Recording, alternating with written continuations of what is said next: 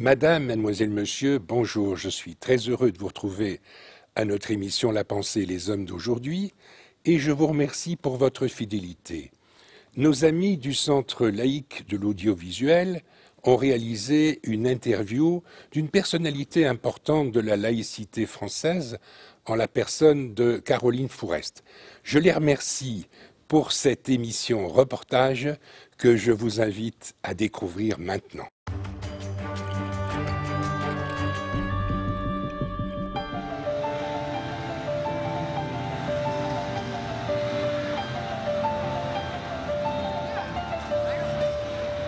Nous sommes à Paris, place de la République, devant la statue qui symbolise les valeurs de la Révolution française, liberté, égalité, fraternité. Ces valeurs, ce sont aussi les valeurs de Caroline Fourest, journaliste et essayiste, militante républicaine et féministe, qui écrit notamment La tentation obscurantiste, Frère Tariq ou une biographie de Marine Le Pen.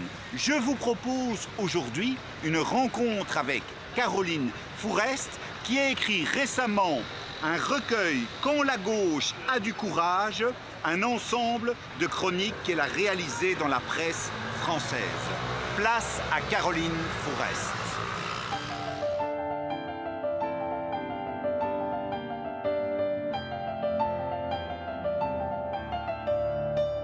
Caroline Fourest, j'aurais une première question sur base de l'ensemble des chroniques que vous avez publiées récemment et elle concerne évidemment la laïcité. Dans la première chronique de l'année 2008, vous écrivez « J'aimerais me montrer vigilante envers les confusions qui règnent cette fois dans le camp de la laïcité. Il y a des vrais et des faux amis de la laïcité ?» Oui, sinon ce serait trop simple. S'il n'y avait que des adversaires clairs et nets... D'abord, déjà, les adversaires de la laïcité ne sont jamais si ouvertement anti-laïques. Il faut beaucoup de travail pour les décrypter, parfois pour les démasquer, mais en plus, effectivement, il y a toujours de faux amis. Et en l'occurrence, ces dernières années, les faux amis ont commencé à augmenter, à être de plus en plus nombreux. Pour ce qui est de la France, par exemple, il y a des petits groupes qui se sont dits laïques, comme un site internet comme Riposte laïque, qui ne concerne pas beaucoup de monde, mais qui montre une tendance, et qui se sont mis à utiliser des termes qui en fait appelaient à la tradition française, expliquaient à soutenir par exemple une femme qui avait refusé son hôtel, en tout cas qui avait refusé à 2 clientes portant le voile, de porter le voile à l'intérieur de son hôtel, comme si elle était propriétaire d'une école publique, alors que ce sont des lieux très différents, et que autant j'ai soutenu, et j'en suis très fière, la loi qui protège l'école publique et des signes religieux, autant dans la rue, dans les commerces, c'est une autre histoire, c'est un autre espace de grande liberté.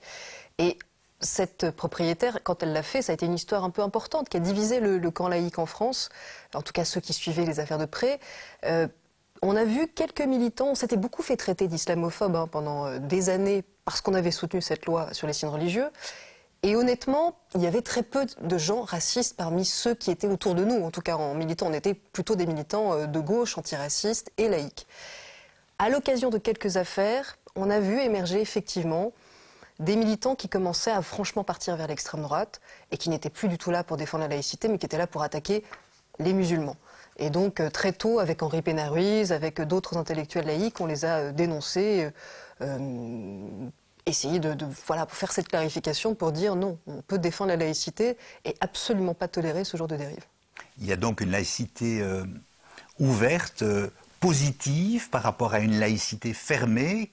Cette laïcité en évolution, elle vous inquiète? Alors non, là les mots sont piégés parce qu'en fait... Précisez bien les mots justement. Laïcité ouverte et laïcité positive, c'est un autre faux ami de la laïcité, qui n'est pas sur le même flanc si vous voulez. Il y a des gens qui, au nom d'une laïcité dite ouverte et positive, en fait défendent la tolérance de l'intégrisme, le fait que la liberté religieuse dépasse toutes les autres libertés et même les devoirs communs.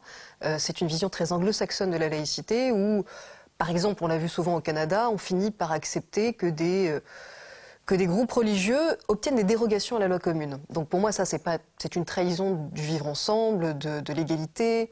C'est même la source ensuite de tensions qui peuvent justement nourrir les autres faux amis dont je vous parlais tout à l'heure, qui sont ceux que moi j'appelle les partisans, c'est même pas des intransigeants la laïcité, pour moi ce sont tout simplement pas des laïcs, ce sont des gens qui utilisent le beau mot de laïcité pour recycler, renouveler un vieux fond de racisme anti-arabe qu'ils ont simplement fait muter en racisme anti-musulman. Ce sont des racistes, ce sont des gens d'extrême droite, ce sont des intolérants, ce ne sont pas des laïcs.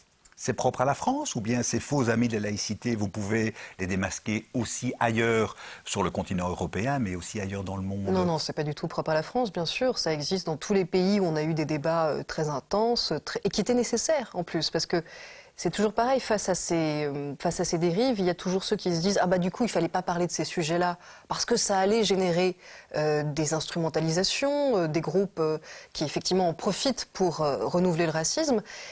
Ma position, même si elle est un peu inconfortable parce que ça veut dire qu'on se fait attaquer de tous les côtés, a toujours été de dire non, il faut combattre à la fois les deux. Il faut combattre les intégristes et leurs idiots utiles, et il faut combattre les racistes et leurs idiots utiles. Et il faut essayer de tracer un chemin à la fois antiraciste et laïque, encore une fois, non pas en essayant de se mettre dans un trou et attendre que ça passe, et en se disant bah, surtout si nous ne parlons pas de ces sujets qui fâchent, eh bien il n'y aura aucune polémique et donc il n'y aura aucun problème. Il faut parler des sujets qui fâchent, mais il faut en parler précisément. Et il faut surtout ne jamais se laisser instrumentaliser, récupérer, ce qui fait que moi j'ai pu mener des débats à la fois contre Tariq Ramadan, mais je les ai aussi menés contre Marine Le Pen. Je suis à la fois quelqu'un qui a pu essayer de démontrer que Tariq Ramadan n'incarnait pas un islam ouvert d'esprit, et en même temps que Marine Le Pen, contrairement à ce qu'elle dit, n'est absolument pas laïque et clairement appartient à un parti qui à la fois protège les intégristes catholiques et en plus tient des propos sur les musulmans absolument intolérables, notamment on a eu une confrontation à la télévision qui a beaucoup fait parler d'elle pendant la campagne présidentielle sur la question du racisme anti-musulman. Et je dis bien racisme anti-musulman, je n'utilise pas le mot d'islamophobie, parce qu'il est piégé, ce mot d'islamophobie. Comme il ne veut pas dire phobie envers les musulmans, ce qui pour le coup désignerait sans aucune ambiguïté possible le racisme envers les musulmans que je souhaite combattre, il parle de phobie envers l'islam. Il a tellement été utilisé par des groupes intégristes pour désigner en réalité les féministes, les laïcs, les musulmans qui n'étaient pas intégristes, il faut vraiment le manier avec précaution. Donc je préfère parler de racisme anti-musulman, au moins on sait de qui on parle. Là aussi c'est utile à la clarification du débat. Et c'est ce que je vous disais, c'est-à-dire qu'il ne faut pas hésiter à aborder ces thèmes, mais il faut employer des mots précis.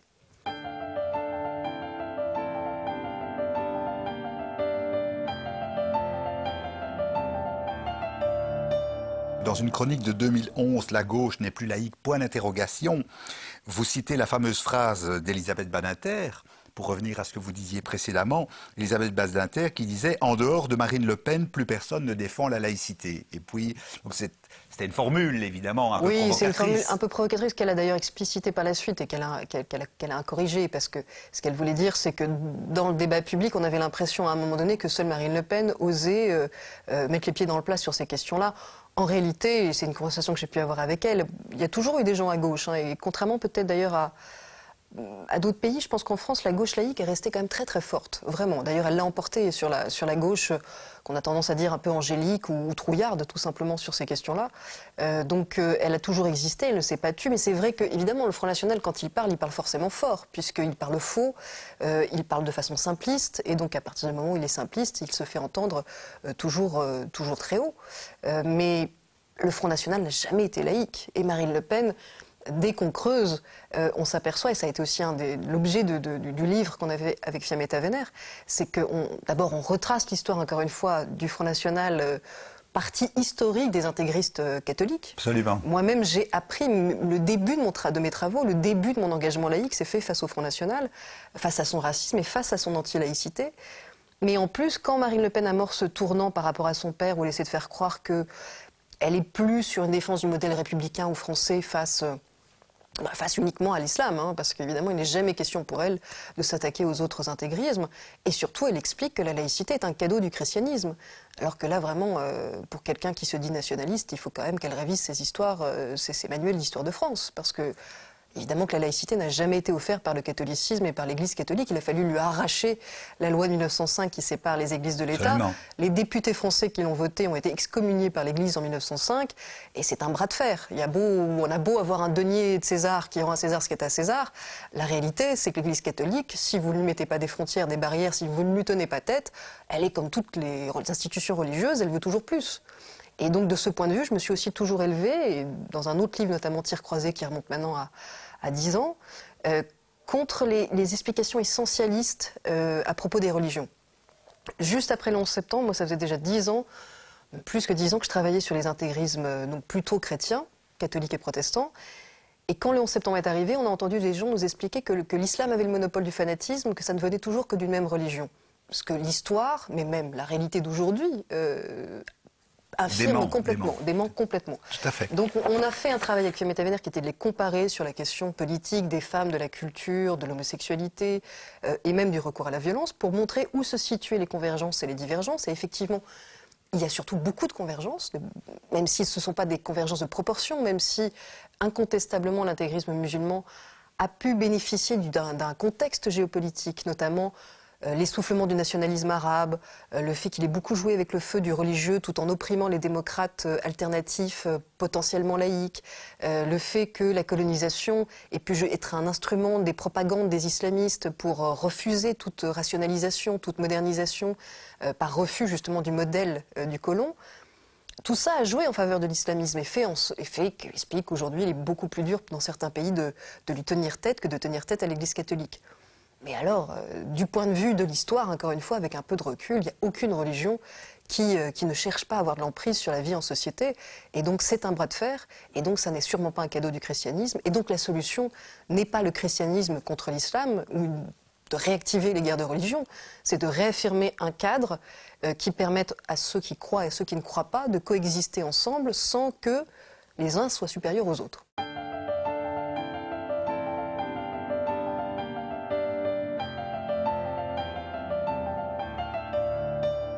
Vous avez écrit un très beau livre sur l'universalisme et sans vouloir être caricatural, comment peut-on développer, je dirais, cette idée sans tomber dans l'occidentalocentrisme, sans que ce soit une forme d'impérialisme intellectuel et culturel, voire de néocolonialisme?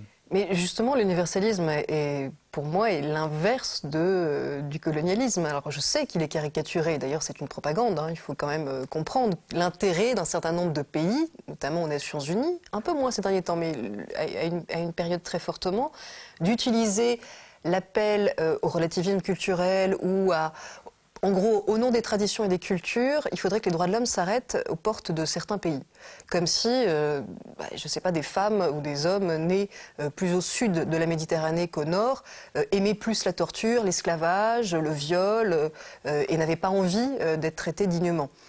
Il faut se souvenir quand même qu'au départ de la Déclaration universelle de 1948, il y a quand même un élan des pays qui, bien sûr, sortent de la Seconde Guerre mondiale, mais qui vont vers la décolonisation et qui se servent de cette Déclaration universelle. Les mouvements indépendantistes se servent de cette Déclaration universelle pour justement dire aux anciens, aux colonisateurs, regardez, vous n'avez pas aimé l'occupation nazie, vous n'avez pas été humiliés en tant que peuple souverain, et vous vous permettez d'humilier d'autres peuples. Soyez cohérents. Les droits sont les mêmes pour tous, il n'y a pas des gens qui aiment la liberté et d'autres qui aiment l'esclavage, donc rendez-nous nos indépendances. Donc c'est ça l'universalisme, c'est ne pas regarder l'autre de façon exotique, comme je l'entends si souvent dans la bouche de gens qui se prétendent les meilleurs amis des musulmans et qui ont des discours sur l'islam, mais absolument dégoulinant paternalisme postcolonial pour le coup, qui considèrent qu'en gros, comme c'est une religion à leurs yeux plus arriérés que d'autres, il faudrait travailler avec les intégristes et les réactionnaires, les gens d'extrême droite au sein de cette religion, parce qu'au fond, ça correspond à ces gens-là. Enfin, j'ai vu des gens m'attaquer et me traiter d'islamophobe tenir ce genre de discours que je considère comme racistes et postcoloniaux.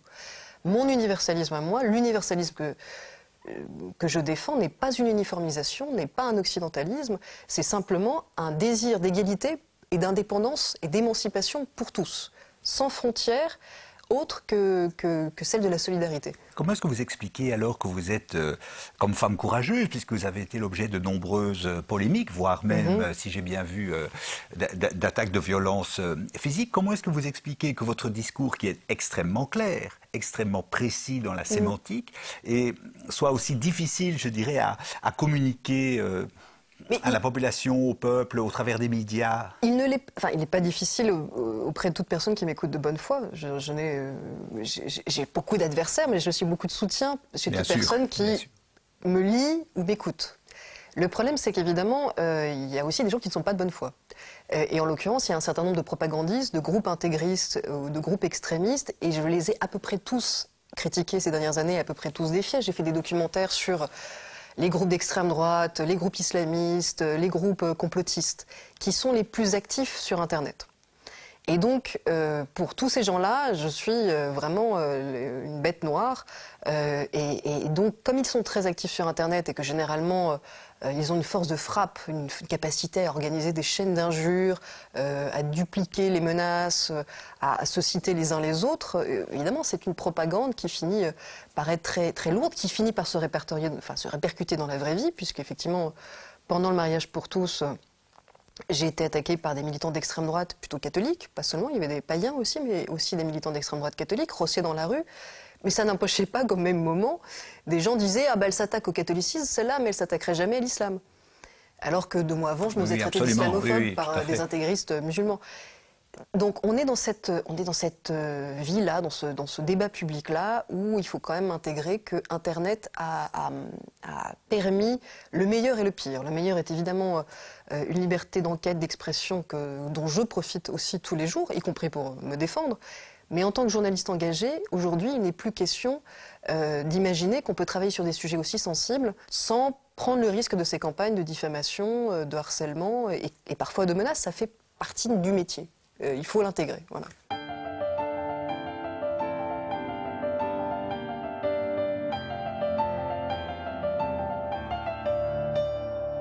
Votre livre de chronique balaie énormément de sujets, donc on n'a malheureusement pas le temps d'aborder le cas de la Grèce, toute l'analyse que vous faites de l'évolution de l'Europe. Je voulais vous poser quelques questions sur certaines situations plus précises. Quel est le regard aujourd'hui? Par exemple, vous avez un très beau texte sur ce qui se passe en Tunisie. Quel est le regard que vous portez aujourd'hui sur les entre guillemets, révolutions arabes en Égypte, en Tunisie? Moi, j'ai toujours soutenu le printemps arabe, les yeux ouverts. Et d'ailleurs, on peut le retrouver avec ces textes de l'époque. D'abord, en France, j'étais peut-être une des premières à dire, à l'époque où tout le monde disait ce sont des émeutes sociales, des émeutes de la faim. Et j'avais fait une chronique, la première disait non, ce sont des émeutes politiques, il se passe quelque chose de très très important. Mais qui nous a quand même tous pris de court parce que l'ampleur de ces révolutions était juste inouïe et très positif, contrairement à ce qu'on peut imaginer. Bien sûr qu'après l'été vient l'hiver islamiste. Et on pouvait déjà le savoir.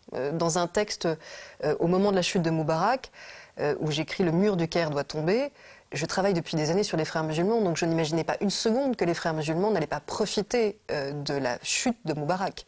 Et pourtant, il fallait la soutenir. Et pourtant, il fallait parier sur le fait que on ne pouvait plus être dans ce cercle infernal entre d'un côté des autoritaires nationalistes et de l'autre une alternative islamiste qui avait tous les avantages parce qu'ils apparaissaient à la fois comme les martyrs du régime, ce qu'ils étaient, ils ont été souvent mis en prison, réprimés, et en même temps comme la seule alternative possible puisqu'ils n'avaient jamais au fond à rendre compte de leurs actes. C'est un mouvement social qui apporte de la soupe dans les quartiers où il n'y en a plus, qui apporte des soins dans des quartiers où il n'y en a plus.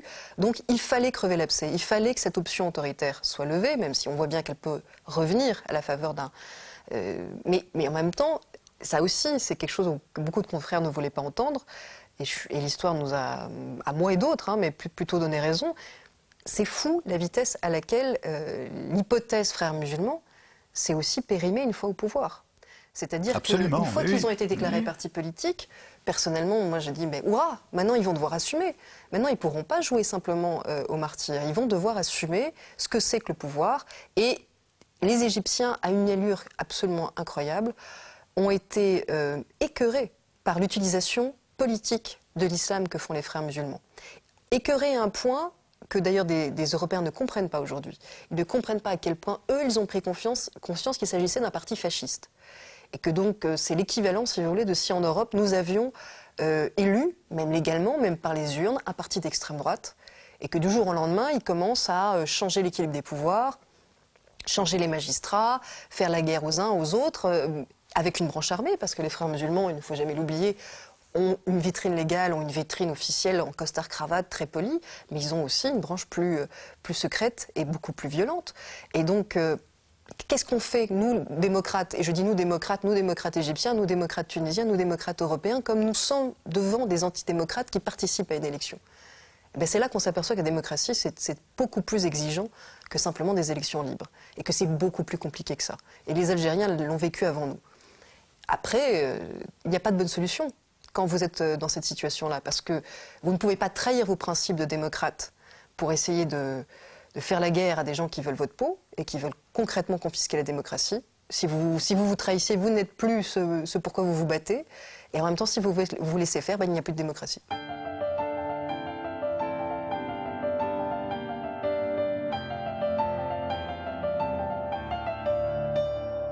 Vous avez écrit une très belle chronique que vous avez intitulée « Porter l'enfant d'une autre ». Quel est le regard aujourd'hui, même si nous, on n'a pas eu en Belgique la même polémique autour du mariage pour tous et de la bioéthique, quel est le regard aujourd'hui? Quelle est votre philosophie en matière de bioéthique? C'est très triste à dire, mais le débat sur la gestation pour autrui est un débat extraterrestre. Aujourd'hui, on ne peut pas l'avoir qu'en compagnie de peut-être 3-4 martiens qui pensent à l'avenir. Mais non, en France, il est devenu totalement inaudible. D'abord, c'est un débat qui est refusé même beaucoup par des féministes, et je peux le comprendre au nom de la peur de l'exploitation du corps de l'autre, qui est une réalité. Mais c'est un débat qui, évidemment, après la démonstration de force des opposants au mariage pour tous, n'est absolument même pas envisageable. On a l'impression on se pense qu'on va finir brûlé au bûcher comme une sorcière si on peut oser dire, est-ce qu'on peut y réfléchir? Est-ce qu'on peut réfléchir au fait que, après tout, porter l'enfant d'une autre dans des conditions qui sont vraiment contractualisées, où tout est fait au niveau des garanties pour que ce ne soit pas justement un rapport de force sauvage, est-ce que c'est envisageable ou non? Moi, je n'ai pas de réponse dans l'absolu à ça, parce que je pense que les esprits ne sont honnêtement pas prêts pour qu'on ait un débat apaisé là-dessus. Mais simplement, je parlais de ces enfants qui ont été adoptés dans le cadre d'une gestation pour autrui et qui ont des problèmes de papier, voilà, concrètement. Donc, qu'est-ce qu'on fait ?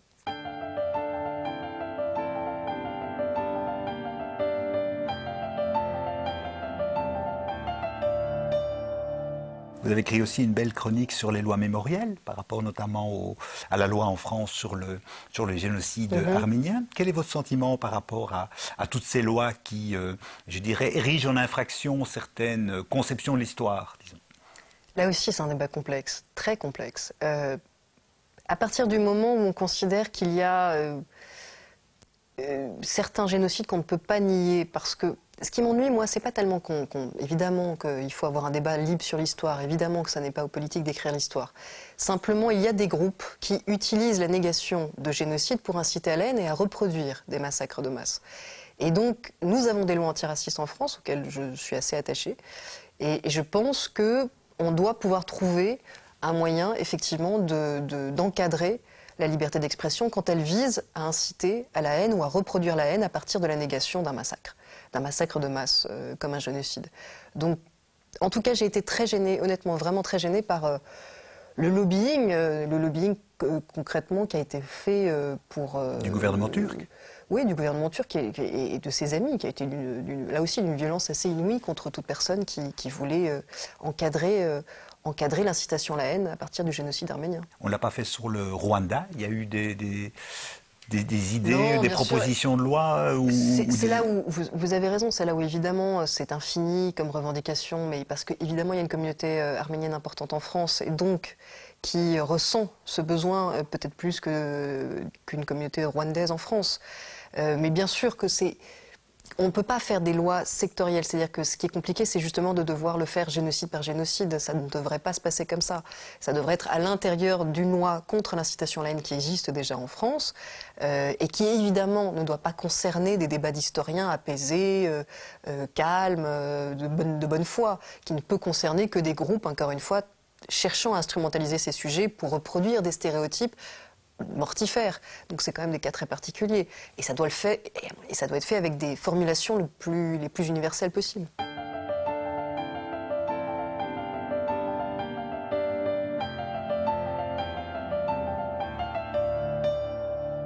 Par rapport au poids de tous ces obscurantismes, de toutes ces attitudes extrêmement discriminantes, discriminatoires, est-ce qu'il ne serait pas intéressant qu'un jour, les athées, par exemple, se rassemblent, se réunissent, je dirais, pénètrent les structures de l'État? Alors je sais que la laïcité n'est pas la même en France et en Belgique, oui, bien évidemment, mais est-ce que l'athéisme en tant que position philosophique et à la limite politique ne devrait pas, petit à petit, peser d'un poids plus important dans le débat public? Vous avez raison. Moi, j'ai toujours pensé qu'il y avait des choses à échanger entre la France et la Belgique. Peut-être qu'on pourrait garder du modèle français le fait que la laïcité est plus un cadre qu'une philosophie. C'est-à-dire qu'elle ne concerne pas que ceux qui se revendiquent laïcs, elle concerne tout le monde en termes de gestion de nos rapports et de séparation du politique et du religieux de façon institutionnelle. Et en même temps, il y a une organisation philosophique en Belgique, une façon de défendre des philosophies alternatives qui manque peut-être. Peut-être qu'effectivement, en France, on s'est un peu habitué à ce qu'il y ait les religions et puis les autres, mais qui n'avaient pas à défendre leur vision du monde qui pouvait être effectivement celle de l'athéisme. Je crois très certainement, mais je vais aller même plus loin, je pense qu'il nous faut des anti-religieux. Je ne suis pas de cette ligne-là, contrairement à ce que beaucoup de gens pensent. Quand vous dites qu'il vous faut des anti-religieux... Mais on a besoin de blasphémateurs, on a besoin de bouffeurs de curés, d'imams, de rabbins, on a besoin de gens qui aillent... Charlie Hebdo fait bien son travail. Mais voilà, mais je ne sais pas combien de temps Charlie Hebdo va tenir avec les associations qui se montent, parce qu'on avait déjà les intégristes catholiques qui portaient plainte pour racisme antichrétien chaque fois qu'ils font un dessin sur le pape.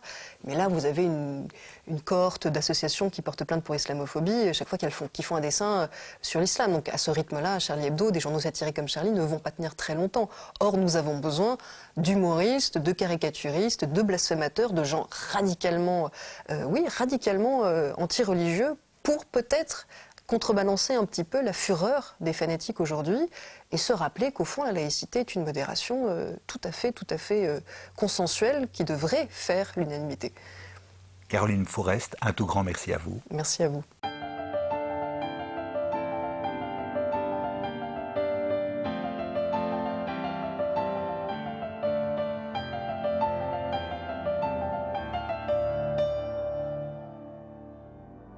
Ça se passe près de chez vous. Voici quelques activités laïques inscrites à l'agenda des prochaines semaines. Le festival Cité Métis reprend ses quartiers au Bois du Luc du 23 au 26 avril. Au programme, spectacles, concerts, jeux à l'ancienne, ateliers découvertes, activités familiales, expositions. Mythes et dogmes qui paralysent le débat sur l'immigration. Une conférence donnée par Mathieu Biettelot le jeudi 24 avril à 20h à Amemille. Également le jeudi 24 avril à 19h30 à Charleroi, une table ronde est organisée sur le thème 50 ans d'immigration, printemps arabe et démocratie. Fête de la musique, pas des centres fermés. Le samedi 26 avril de 13h à 18h, participez à la 4e édition du Manifestival Steenrock devant les grilles du 127 bis à Stenokerzee. Baudouin de Charmeux donnera une conférence sur le thème « Lire la Bible et le Coran » le lundi 28 avril à 19h à l'Aube. La revue numéro 92 de La Pensée des Hommes est consacrée à l'alternative de Crowley.